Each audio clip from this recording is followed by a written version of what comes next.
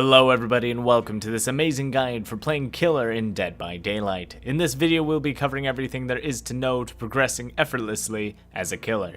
The video will be broken into 6 parts to help you skip to any part you specifically want to learn or pass up the knowledge as you may already know it.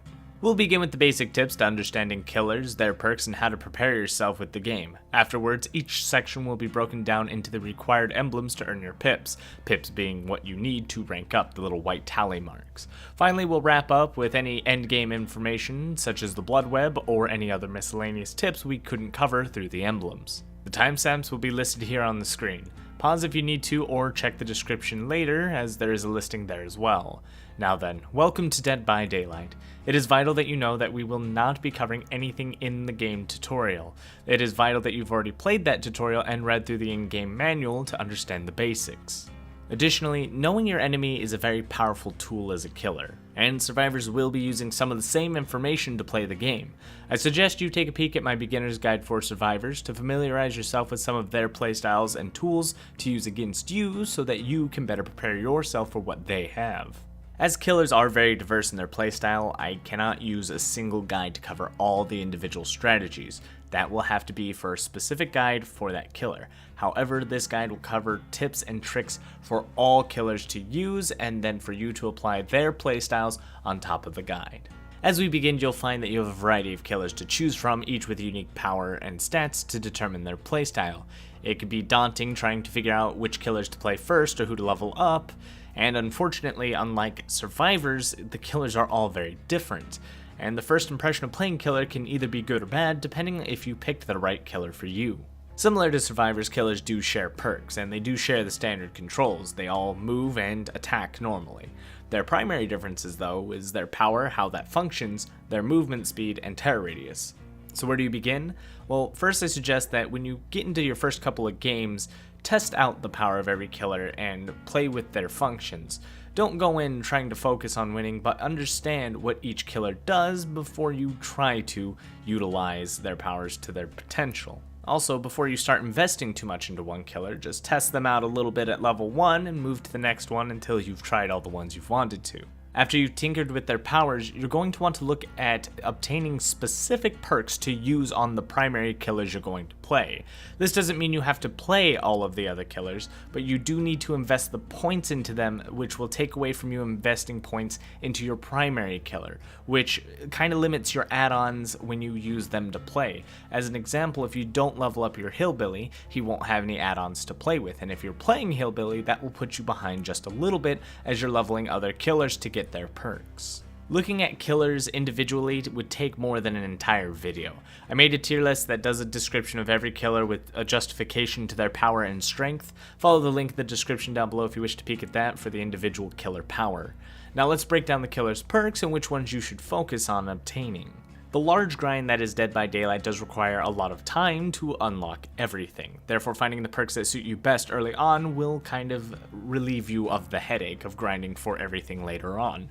I also understand that some of these perks will be locked behind a DLC you have to pay for, so feel free to skip over any advice or killer that you don't have available to you if they're licensed. Otherwise, you can focus on unlocking these killers with your iridescent shards later. The first perk I'm going to recommend is locked behind a DLC licensed character, meaning you will have to buy it or hope that the perk ends up on the shrine, but it will absolutely reduce the grind of the game. The Cannibal teaches barbecue and chili at level 35, and this is a very powerful tracking tool and blood point bonus. Essentially, it could double your blood points that you earned throughout the game, which would kind of half the grind it takes to get all your perks. Cannibal does start with barbecue and chili at level 1, so it wouldn't be a bad idea to test him out first if you have him. Next, we'll be moving on to a more controversial perk, but this one can't be denied on how impactful it is. Hex Ruin from the Hag is a perk that can make or break the game for killers, especially at the high ranks. At higher ranks, you'll find that you need this perk more than ever, but at the lower ranks, it will provide some very desirable results. Essentially, it slows survivors down when they work on generators for as long as the totem exists. They can cleanse that totem and remove your perk from the game. Hag herself can be a frustrating killer to play as well, but has some unique gameplay that you might find enticing, so picking her up second wouldn't be a half bad idea. In terms of what perks to get after, completely falls on you. There are several videos out there that will help you pick what works for your playstyle, but I did make a top 5 best killer perks list. That's my opinion onto what the 5 best perks are. Hex Ruin is on it, of course, but the other 4 will help you map out what killers to level up next. I also made another list to help you avoid certain perks that may sound good but are very misleading and weak. My top 5 worst killer perks list. Both will be listed in the description after the video. Hit them up if you need help guiding yourself to the next perk to unlock. After unlocking a couple of perks, your full build should consist of a good assortment of perks for different purposes. As an example, you'll use Hex Ruin to slow the game down, Barbecue and Chili to find survivors and increase your blood points. Nurse's Calling is a fantastic perk that'll help find survivors close to you, and a chasing perk, my personal favorite would be Save the Best for Last, that allows you to strike at faster speeds. When making your loadout for the match, don't be afraid to use add-ons either. If you want to hold on to the more rare versions for special occasions, that's fine, but never fear using common versions. They're still giving you a pretty healthy boost, and sometimes the effects of the rare versions are just 1% or 2% higher than the common versions. As long as you have some add-ons on, you'll be boosting your power up to above the baseline, which is always a good idea. Now that we know what perks to strive for, let's jump into emblems. Emblems are what are used to measure how well you do in a match and grant you a pip if you score high enough. Gatekeeper is our first of 4 emblems, which is also one of the few emblems we have little control over. Essentially, you gain points every second for how many generators there are remaining. Once all generators are completed, you don't get any more points. And if you finish the game and there are generators remaining, you gain a bonus amount of points added to whatever you already earned. This emblem is easily obtained by killing all 4 survivors before the gates are powered, but even then you'll have to keep the generators running for a while to be sure that you scored high enough or they didn't finish any generators to get the maximum. This really comes down to the survivors, as it is impossible to stop them from completing generators for as long as they choose to work heavily on the objectives.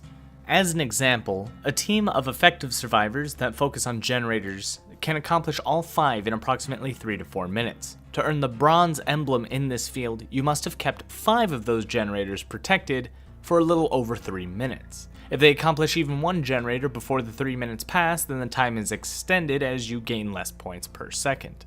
This emblem is best ignored as you really don't have much of a say into what survivors do. When chasing 1 survivor, the other 3 are likely to be working on generators. There are perks to help slow this down, such as Hex Ruin being one of the best, but even with these perks in place, they have a weakness that survivors can overcome. Useful perks for slowing generator progress are Hex Ruin, Pop Goes the Weasel, Overcharge, and Discordance. Hex Ruin will slow the game down, but if the totem breaks, it won't exist. This is one of the best perks, even with that massive weakness. Pop Goes the Weasel is very situational, but works well when you're near a complete generator. Hook a survivor, then kick the generator to immediately interrupt its progress. Overcharge is a fine perk for newer players at lower ranks, as they'll be unlikely to be able to complete the skill check, giving you a notification of their position and damaging the generator further. But you'll notice when you get to the higher ranks, survivors fall for this less and less, and unfortunately it becomes more useless. Finally, Discordance will reveal when several survivors are on a single generator, giving you the option to break them off of it if you want to buy yourself additional time. You'll find Hex Ruin from the Hag, Pop Goes the Weasel from the Clown, Overcharge from the Doctor, and Discordance from the Legion. There are a few methods to also increasing the points for Gatekeeper, and that is map positioning. Defending generators closest to each other will help lock them down and keep them from being accomplished quickly. Staying aggressive is also a fantastic way to slow the game down as you keep the survivors busy as you chase them. Identifying the safe and unsafe generators is also very important. Generators may be randomized on where they spawn, but they do repeat the spawn locations in a pattern, and in certain areas they are typically more dangerous than others. To identify these, you want to look at the generator's surroundings. If a generator is near several pallets and windows, then that generator can be considered safe. It contains a lot of defense and time wasters for you. Typically, you do not want to waste time as you have so little to begin with. Looking at a generator in the open near a whole bunch of trees with nothing else around it is typically a disaster for survivors, as they'll have to rely on exhaustion perks to get to a safe location. You want to have the survivors complete these last, as they are the easiest to defend and will score you some easy kills. You'll apply this especially when the game begins. This is where you'll have to begin your patrol, and tactics here are just as important as any other, as starting an early chase will give you an early snowball, granting you easy points in all your emblems. Consider always checking your dangerous generators first to make sure that they're not on it. To avoid the issue of wasting too much time looking for stealthy survivors, you can always pick up a couple of tracking perks. One of the best would be Whispers, as it is a neutral perk that you don't have to learn from any other killers. You can find it in all blood webs. This perk will eliminate the need to question the area of the map the survivors are in. When Whispers activates, essentially the survivor will be in your terror radius. This perk also activates on survivors who are on the ground dying or hooked, so be aware that you don't mess yourself up trying to look for someone who's not there. Some killers like the Doctor also do very well to find survivors in the early game. Use this to your advantage. Other stealth killers can also happen to bump into survivors as they try to stealth away from a stealthy killer. Myers and Wraith serve good purposes for this and make it relatively easy. Always pay attention to your surroundings and the noise, and that's really all we could do for you. The rest is up to you.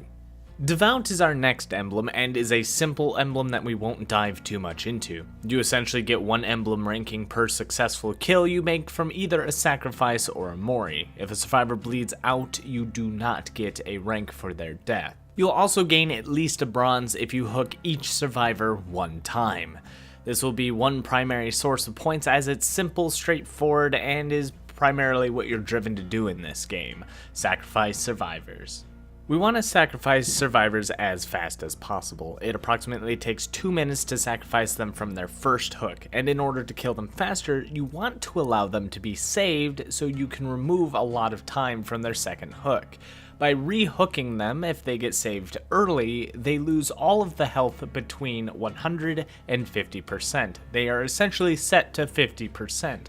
The faster the save, the more time they waste, and if you're able to knock them back down immediately and put them right back on the hook, again, you just eliminate a lot of time required to sacrifice a survivor. There are even perks to boost your generosity when it comes to allowing survivors to make quick and easy saves. Make your choice, Top from the Pig, will expose a survivor that makes a save when you're not near the hook. And by allowing that survivor to make the save, you can then expose them to instantly down them with your next attack. Strategies like this will allow you to take down multiple survivors very quickly. However, they might catch on that you are doing this intentionally and you'll have to adjust your strategy accordingly, but it's because you allow them to make the save, you can also make yourself more powerful. It's all on how you want to build your character. There's other perks as well, such as Hex Devour Hope, Top from the Hag. This will give you progressively more power with the more safe saves they make with you nowhere near the hook. And by doing this, you will also be able to expose all survivors, and eventually even be able to kill them for as long as they don't break your totem. Remember that these perks do help, but they are not perfect. They do have their own flaws, and this strategy does not always work, but it helps to balance allowing survivors to make quick saves and being able to rehook the same survivor multiple times. For every survivor you kill, there are less survivors working on generators. That slows the game down. Essentially, removing one person early from the game allows you as a killer to snowball quickly. However, trying to hook everybody across the board without actually killing anybody will make the game end usually quickly for as long as survivors are constantly working on generators. So in order to slow the game down, it's not a half bad idea picking one person off. Here, we'll start seeing that we'll have to make a moral choice. Do we care about people's feelings, or do we care about our own feelings? Remember that by playing this game, your strategy is ultimately up to you. People will not be happy with you being an effective killer. They'll call you camper, tunneler, or anything to discourage you from playing the way that works for you as a killer. Keep your mind clear of their poison. It's really hard to ignore sometimes what people say, and they'll do whatever they can to make you play as a nicer killer. You are a killer at this point and should play as one. Whether you're nice or not is completely up to you, but you are not obligated to do anything they want. For as long as you obey the rules of the game, such as the EULA, the TOS, and anything the devs have laid out for us, you're good to go. If killing someone off early and targeting them because they were a good player isn't a bannable or bad thing, and if people try to tell you they're going to report you, so what, it's okay. The reason I say all this is because I feel that this is a huge detriment for a lot of new players who come across other players of Dead by Daylight. If you are called a camper, who cares? You did what you had to do to secure the kill, and it overall helped you. And we'll get into certain things of camping that could actually harm your emblems, but we'll talk about that later. The point is now, you do what you have to do to kill. You pick your priorities and your targets. That's very important, and do not let your emotions of, I'll feel bad if I hit this person again, get in the way of you and your victory. Unless you don't care about your victory, then I have no idea why we're doing this guide. Moving to our third emblem, we have Malicious. This one goes hand in hand with Devout in terms of killing survivors, but has values that encourages you to kind of make your kills as slow as possible. You gain a point for every time you injure a survivor. Doesn't matter how much damage you apply, so for example, an instant down is still worth 1 point. And then you also lose points when survivors are healed, so you lose the points you've gained by survivors healing each other. You gain points also by hooking a survivor, and every time they reach a new stage of the sacrifice process. So, all in all, if a survivor is hooked and then sacrificed on the same hook, you actually get 3 different sets of points, so 2, 3 times. Total of 6 points, and you do not lose those points when they are saved. So the points for hooking and the progress for sacrifice is permanent.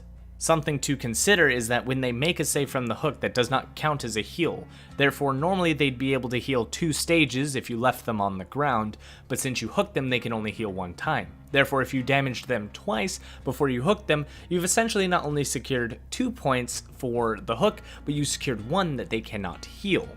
Now, if you want to bank some additional points, you can harm a survivor more than twice, but that's not going to be on your average killer.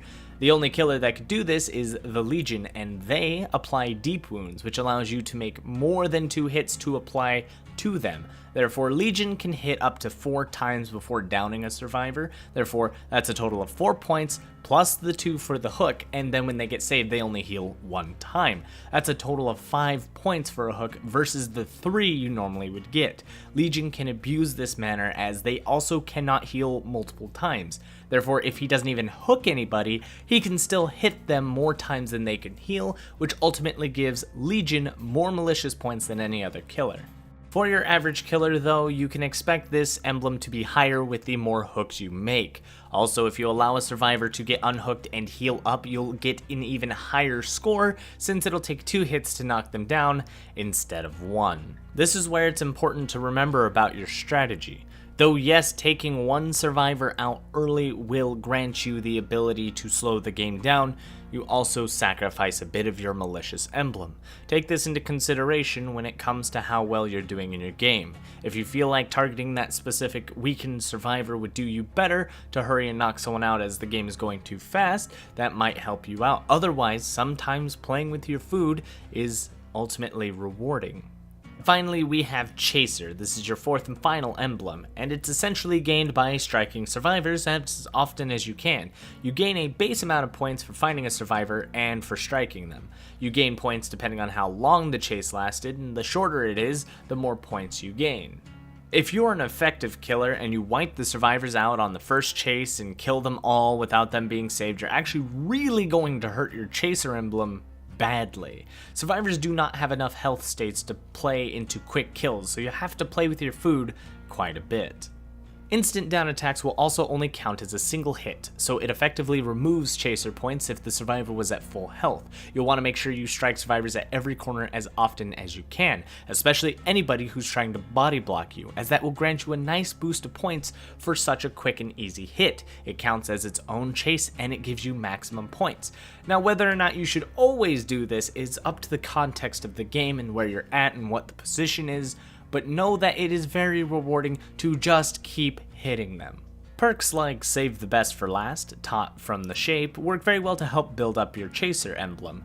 Essentially, Save the Best for Last increases your attack speed, and the faster you attack, essentially the more damage you can dish out, especially if survivors are in groups together. You just simply keep hitting them. and this can just turn one of the worst games that you're having into a safety or even a victory by just applying as much damage as you can, even if you don't get a single kill. Just so you know how many times you need to hit survivors to get this emblem really high, let's go over the numbers. If you had the best chases and hit survivors within 15 seconds of every chase you started, you would need 17 hits to have an iridescent. In a worst case scenario for that iridescent, it would take 28 hits with the worst chases. Without playing with your food at all, and hooking a survivor every time you hit them twice, granted they are saving each other every time possible, the survivors have a total of 24 health states to lose, and if that was in the worst case scenario, you couldn't even get Iridescent Chaser. So making sure that your chases are short and you're hitting people as much as possible, even letting them get off the ground, as long as you just keep hitting them, you can really build this up and it can make a big difference. This emblem is really stacked against you in terms of being an effective killer, so taking the time to apply damage to several survivors can really help out. This pairs well with Gatekeeper, as spreading damage can keep survivors off generators longer, but of course playing with your food can be a bit dangerous as they may escape without you killing any of them, and if they still get the generators done too fast, you could be in a bit of trouble. But making sure you dish out as much damage as possible is never a bad idea. So normally this is where I would begin covering things to help you hit survivors more often. However, I finished the guide once and I actually took this whole part kind of apart. The game is more about experience and knowing when to do all the tips I could give you. The tips I would give you are all context of very specific scenarios that happen way too often. So instead of being able to actually tell you what to do during every scenario, I'm instead going to give you some general advice here. And then somewhere down the line, if you want any more in-depth advice in terms of like specific chases and what to do at pallets, then we can make a specific video for that, because that video itself will likely be as long, if not longer, than this entire guide. Loops are a survivor's best friend, and they will do anything they can to simply extend a chase. How you go about this is completely up to the context of this chase. Majority of the time, it's a good idea to cut survivors off by trying to predict where they're going and try to beat them there by taking an alternative path. The purpose of cutting a survivor off is to save yourself time. The same goes for avoiding vaulting windows and breaking pallets. When you don't have to vault the window or break the pallet, do not do so. Always see if you can find a better path around the area.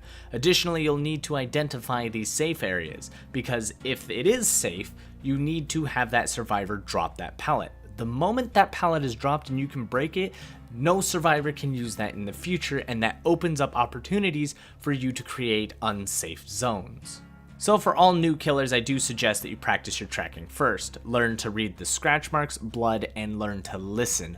Sound gives off clues to where survivors are running and everything. Sound is probably even more important than your own vision, to be honest, because at times you might be able to hear a survivor overseeing them and you could totally cut them off by just following the sound.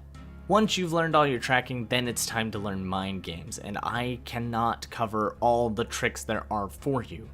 Just remember, you are playing against other people, and playing against how they play, and specifically countering what they're doing, is important. You have to learn to read the survivor. Playing mind games is great and all, but when a survivor knows all the tricks of the trade, they'll know how to read your mind game. And if you just try to do all the tips I could give you, it won't always work. So therefore, I just suggest that you learn your tracking so that you do not lose survivors. When you're comfortable with that, move on to the mind games and look up more information on how to perform mind games, be it the moonwalking to hide your red stain, specific builds to disguise your terror radius, understand the distance of your terror radius. There's a lot of small things that make a very simple game of Dead by Daylight a lot more complicated. But these complicated things don't have to be known to be decent at what you do. You can still do everything just fine.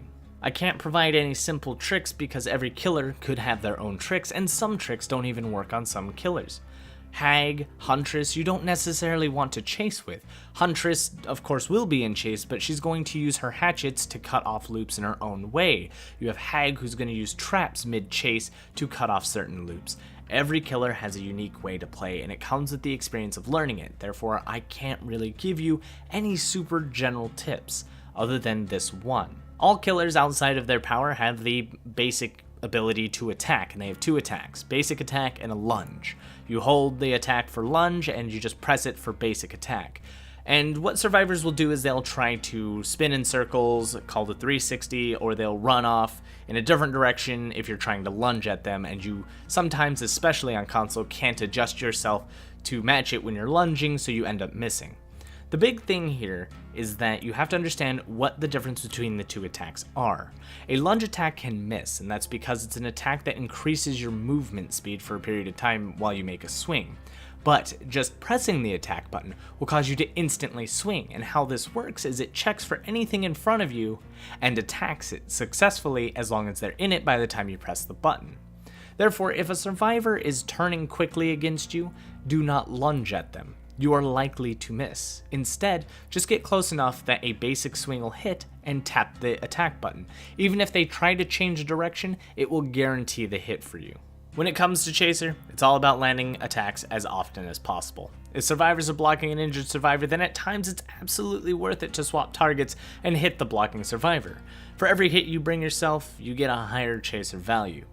So let's review the perks in order of least important to important. First, you have Gatekeeper, which is your least important emblem. It's one you really can't control, so don't worry too much about this one. If you do well in Gatekeeper, fantastic. There's nothing wrong with that. However, survivors will dictate whether you keep this emblem or not. Therefore, we're going to look at the two more important ones, Devout and Malicious. Essentially, getting kills and hooking survivors will grant you majority of your wins. Doing well in both these categories is just based on how well you're doing in game. The more hooks you've had, essentially, the more Malicious you'll get, and the more kills you make, obviously, Devout. But if your Devout's not working out for you, or the Malicious is also not going your way, the most important emblem is your Chaser. The more you can hit people and play with your food, this will grant you the most points. And if you're looking to win, this is the one that you can absolutely determine. The more you hit someone, the more you play in terms of just striking people, is just a good idea. If you see two survivors together, if you go to pick one up and someone's around trying to save them, trying to hit that other survivor is absolutely worth it while you let one just stay on the ground for a little bit. Even if they heal it back up, Chaser does not lose points, except for this one part. Staying within 16 meters of a hooked survivor will start to deplete your Chaser points. Not by a whole lot, but it does make a small difference. So if you want to hook somebody and stay by them the whole game, just know that you will be losing a lot of your Chaser points by standing there. However, there are some ways to keep your Chaser while being near the hook. If a survivor is also within that 16 meters of the hook, then you will lose no Chaser. You also have a 10-second grace period to walk away from the hook, so that's no big deal. Just keep this in mind if you do choose to camp, that you should try to stay a little ways away from the hook so that you do not lose Chaser. Even if the game is won and the final survivor is there, just back away from the hook. It's not worth a couple of percentage points to Chaser. I don't know the exact value, I'm not sure if I ever will, but I do know it does affect it, and you can see it in the end screen after a game. If you put your mouse on the emblem, it'll tell you how much you lost for being too close to a hook. Normally I would take the time to kind of wrap up the video with the end game stuff, but the problem is all the blood webs for killers is different in terms of like what add-ons you should go for, so I won't be doing that here. Instead, I'm going to kind of make you guys quite an offer that I think people looking for guides would enjoy. I want to start though by thanking the patrons who made this possible and supporting me and my channel, and they've made it even possible for me to upload this video and get everything done for it. Originally I was going to completely cancel it, but I was inspired, motivated, and thanks to them we have this basic killer guide. And with that, I want to continue to make guides that they want. And if there's any guides you guys want, please feel free to let me know in the comments down below very specific things you need help with. If it's mind games or how to do specific tricks, I wouldn't mind. That would be easy to do. I want to be able to get you something every week. A lot of the stuff I did required a lot of numbers that change so often with patches that it usually makes my videos obsolete, and unfortunately, because all these mechanics keep changing, it gets a little difficult. There's a few things that stay the same, and such as the key item has been very similar throughout, but I wanted to make a series that just kind of weekly updates everybody on the mechanics and things that could potentially help you out. Especially if you see others struggling with these things, I'd like to make sure that we have the information out there. So if you want to support the idea of a weekly guide, then please feel free to stop by my Patreon and support me, or at least spread the word. I've updated the rewards, and they also tie into my Twitch if you want to come to Twitch to watch me play live, although that's more variety than simply Dead by Daylight. And we will be doing guides of all sorts of games, so if you're interested in guides to other games and want help out, feel free to ask. From last year, Hide or Die, Death Garden, to this, there's a lot of information I have that I just kind of slowed down on because I took a lot of the time to reflect and do all this. So thanks to my patrons. Once again, I really appreciate all you've done, and thanks to you guys for watching this guide. Hopefully it helped you out. If it didn't, well, just let me know. I'd love to hear your thoughts in the comments down below, and most importantly, what do you need help with? If you need help with anything in Dead by Daylight in terms of specific killers, just ask. I'm going to put it on a list, and I'm just going to start tackling it every week. So thank you all for watching. Don't forget to like, comment, subscribe, even if you want, share it around with your friends. And as always, good game.